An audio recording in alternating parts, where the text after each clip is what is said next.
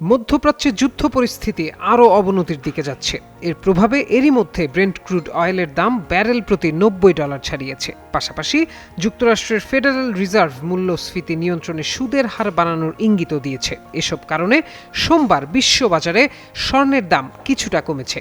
সোমবার বাংলাদেশ সময় সকাল ৮টা ৪২ স্পট গোল্ডের দাম আউন্স প্রতি ০.১% কমে $৪,০১৪.৫৩ নেমে আসে। তবে আগস্টে সরবরাহের জন্য নির্ধারিত যুক্তরাষ্ট্রের স্বর্ণের আগাম দাম আউন্স প্রতি $৪,০১৯.৮০ স্থিতিশীল ছিল।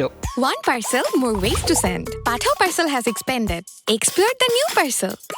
ওন্ডা এর জ্যেষ্ঠ বাজার বিশ্লেষক ক্যালভিন ওং বলেন, স্ট্যাগফ্লেশন বা অর্থনৈতিক স্থবিরতার এই চলমান আশঙ্কা যদি জোরালো হতে শুরু করে তবে তা স্বর্ণের বাজারের জন্য বড় ধরনের হুমকির কারণ হতে পারে, কারণ এতে এই ধাতু মজুত রাখার সুযোগ ব্যয় আরও বেড়ে যায়। এদিকে অন্যান্য ধাতুর মধ্যে স্পট সিলভারের দাম ১.৯% বেড়ে আউন্স প্রতি $৫৬.৯৫ দাঁড়িয়েছে। প্ল্যাটিনামের দাম ০.৫% বেড়ে $১,৫৯৯.৯৭ হয়েছে।